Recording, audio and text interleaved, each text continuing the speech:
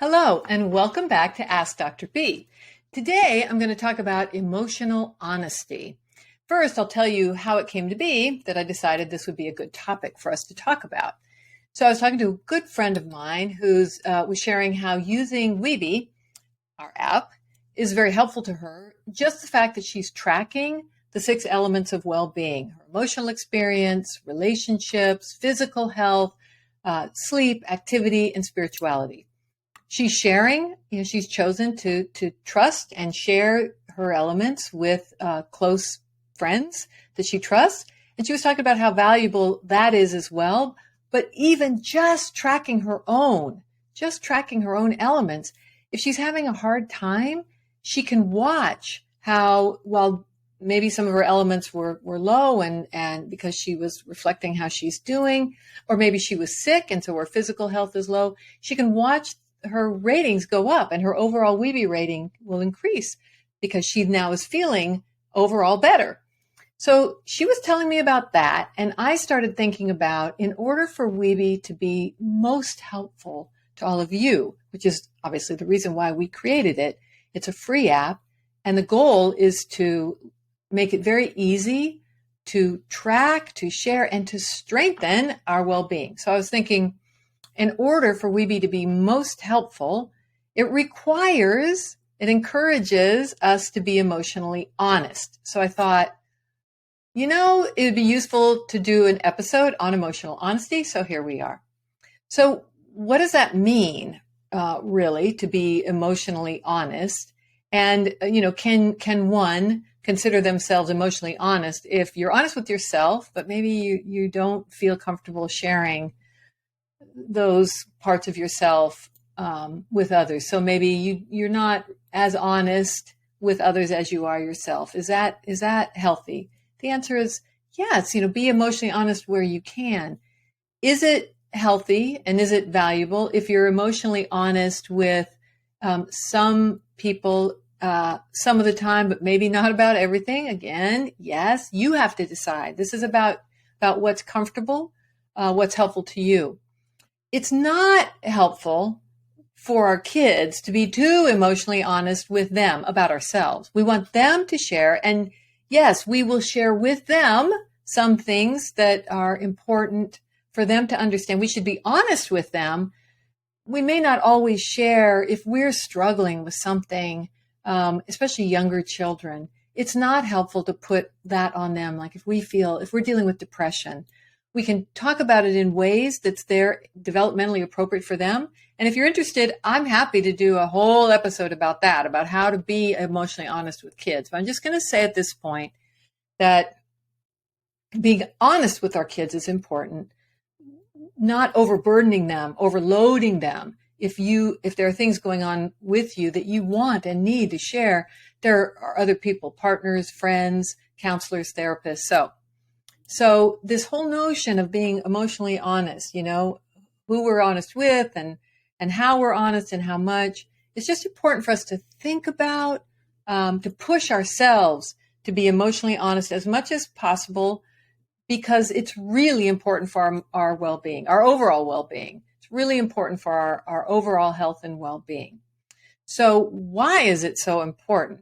Well, first, before I go there, let me talk about why it's so hard. Why is it so hard to be emotionally honest? If we're honest with ourselves, then we may see some things that perhaps we should address.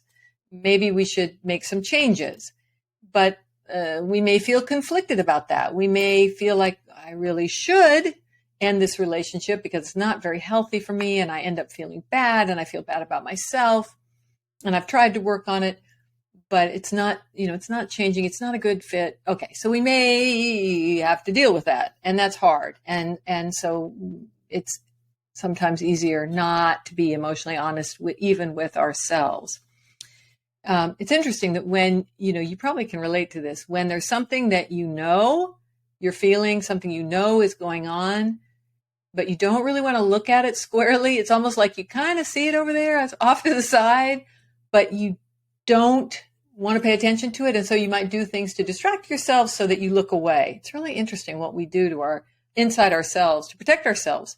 Hopefully if that's the case, maybe at another time you can look honestly, because again, we're all just trying to do our best, live our lives, hopefully without judgment, whatever is going on, however those things came to be, the more we can see them and be honest with ourselves, the better, because it then allows us to take action if we want to.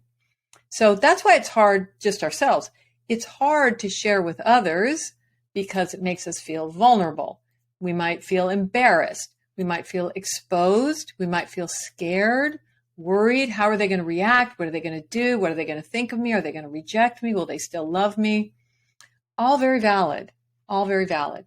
But hopefully there are people that we can trust to be emotionally honest with, because as I said, it's really important for us. Why? It's important to know yourself. It gives you the greatest range of options. If I'm honest with myself, I'm making decisions that are more true to myself. If I need to address something, that something in myself is not healthy or is not good for me, it's a part of me, if I can see it, if I can be honest about it, I have a much better chance of doing something with it. So I make better decisions in relationships, choices in literally everything. If I'm more in tune with myself, if I know myself better. In terms of sharing with others, being more honest with people who deserve that honesty because they're trustworthy, that is good for building relationships which sustain our well-being, keeps us connected to others. We feel closer to others. There's reciprocity, so we get to give as well as receive. So it's important to be honest with others as much as we can and at what level we feel comfortable and who they are in our lives. As I said, it builds trust. And so if you're working with a counselor or a therapist, being emotionally honest in that relationship is important because they're there to be, a guide in your journey. So the more honest you can be with them, the more help they can give to you. None of this is to say that it's easy. It's hard. It's hard to be vulnerable. It's hard to be emotionally honest, but it is a worthwhile pursuit and a worthwhile goal. So that's why this is so important for ourselves, for sharing with others. I want to say what emotional honesty is not. Emotional honesty is not an opportunity, a weapon to be hurtful to yourself or to others. Saying that, I'm being brutally honest and then XYZ, when really what you are is angry. And that's why you're saying something to someone. It's better to say I'm angry and that's why I'm telling you this. At least, be honest about that. But it's not about that. Emotional honesty is not about hurting someone else. It's also not about hurting yourself. Be kind to yourself, even if you're being honest and recognizing that there are some things about yourself that make you uncomfortable or uneasy that you want some help with or you're trying to work on. It's not to beat up on yourself. It's not something that's required of you by someone else. Someone who says, if you love me, you will tell me your deepest, darkest fears, secrets. No, it's not about that. No one should ever require you to be more revealing than you are comfortable or ready to be. So it's not about that. So let's say that you want to be honest, emotionally honest with yourself and with others. Let's start with yourself first. It's hard, as we've established. It can be scary, anxiety provoking. So it may be at first that you just need to sit with that, that it's anxiety provoking, but I can tolerate that. I'm going to give it a whirl. It's important to practice, which is, again, why we built Weeby. Weeby is a way to practice. You can rate your emotional, those elements of well-being, emotional experience and the other 5. You can make little notes, so you can journal. Journaling is a really great way to practice. You can share something about yourself with yourself, be honest with yourself, but set out in the beginning, it's like, I'm going to let myself in on what's really going on, but I'm not going to make myself feel bad like I need to take action. You can kind of let yourself off the hook. But practice. It's really good to practice. Being emotionally honest with others can be more anxiety provoking, often is for most of us. And so first, think about who to be honest with. So if you have a partner, someone that you care deeply for, you're building a future with, you're sharing things with, and you know that you're not always emotionally honest as you'd like to be, or there are areas that you're not emotionally honest about, and you know that perhaps it's going to create problems for you down the road if you don't push yourself. Once you've determined that they're a good person to share with, and I'll talk about that in a minute, then, partners being, if you can't be emotionally honest with your partner, that's probably something to look at, because that would be concerning to me. If you can't be emotionally honest with your partner for whatever reason, and there are probably several, if you can't, that's a red flag, if you will. Friends, there are friends, hopefully, that you have that you feel good about, that you trust, and maybe you can take some steps to trust a little more. Try it, see how it goes. You don't need to download everything all at once. Just, give it a go, as they say. Try it, or try about a certain area, and that may then be beneficial, and the feedback may be back to you, may feel really good and worthwhile, and you can build on that.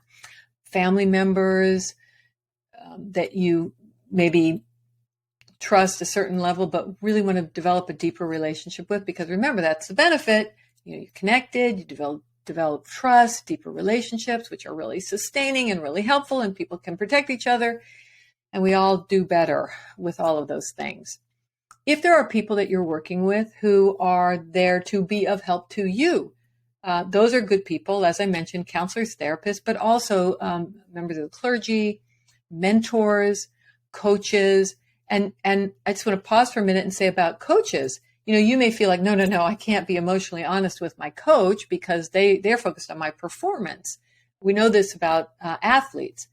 And yet what we know is that coaches and trainers, if they're deserving and worthy of that trust, they can be very helpful to you in understanding the relationship between your performance and your emotional health and well-being. So again, if they're trustworthy, coaches, trainers, mentors, to a certain degree, you decide, you see how that feels and if that makes sense to you. How can you tell if you can or should trust someone with your emotional truth? How do you know if this is a good person to be honest with? First of all, look at the feedback that they provide. And not everyone has to provide the same kind of feedback in order for it to be valuable to you or good for your well-being, good for their well-being. Is the person empathic? Is the person trying to be helpful to you? Sometimes people may rush in and you present them with something that maybe is challenging or difficult, and they maybe want to solve it. And that's probably because they care. So you can work that with them and help them understand. But are they interested? Are they actually listening? Do they care enough to hear you? Do they validate that whether or not what you're saying makes them comfortable or uncomfortable? They hear you, that you're being honest. This is you. You're being your true self. As I mentioned, there are different kinds of ways to be helpful. People might be validating, empathic. They could be strategic. They could offer advice. You may want their advice. As long as it feels that feedback that you're receiving is helpful, that probably indicates that that's a good person, that worthy of you being honest. How do you feel when you tell them something? Do you feel supported? Relieved? You might feel relieved that you've shared this, whatever it is, this honesty. You might feel very seen and very empowered because of that they see you and they're listening, they're interested, they want to be helpful. You may feel trusted and trusting, both directions, which leads me to reciprocal. Is it reciprocal? Other than the professional relationships that I mentioned, which really are not reciprocal, that doesn't mean they're not caring. Counselors, good counselors, good therapists, good mentors, good coaches, members of the clergy, they care about the people that they counsel, that they work with. That doesn't mean that they share at the same level. nor does that mean that if they're not sharing, then they're not caring. So that's a different category. But for your friends, your partners, family members, those should be reciprocal. Most of us don't feel comfortable sharing and being honest, deeply honest and sharing deeply if it's one way. So that's something to pay attention to. But not everyone can share at the same level. So if somebody is trying or they're sharing what they can, that counts. And that's good and that's valuable. Do you gain insights, good, strategies by doing this, by sharing with this individual? Sometimes it's something to pay attention to and to watch for. Some relationships, it may feel or seem, or you're being told it's reciprocal, but when you take a step back, maybe not so much. Maybe they're sharing, but what they're sharing is sort of feedback to you, or sharing other information about, other aspects of your relationship or your life. They're not really sharing their own vulnerability or their own, scary things that we all have. We all have a sense of vulnerability. We all have things we don't always feel great about. And it's important. If it's one-sided, that may be something to take a look at. So I wish you, as I close this episode, good luck and best wishes in this effort. Go for it. Give it a try. Yes, it's hard. Yes, it's scary. Yes, we feel vulnerable, but I promise, and I rarely make promises, but if you find people you trust, sharing with them and they sharing back with you, and you're emotionally honest with them and they're emotionally honest with you, it gets easier. I promise. It gets easier. And it's worthwhile. It's valuable. It helps you grow, helps them grow. Again, it's what we humans need, and it can look differently. It will look differently in different relationships and between different people, different ages in our lives, different points in our lives. But it's overall a worthwhile effort. So try it. Let us know. Let me know if you want me to share more about, as I said, about talking to kids or sharing with kids.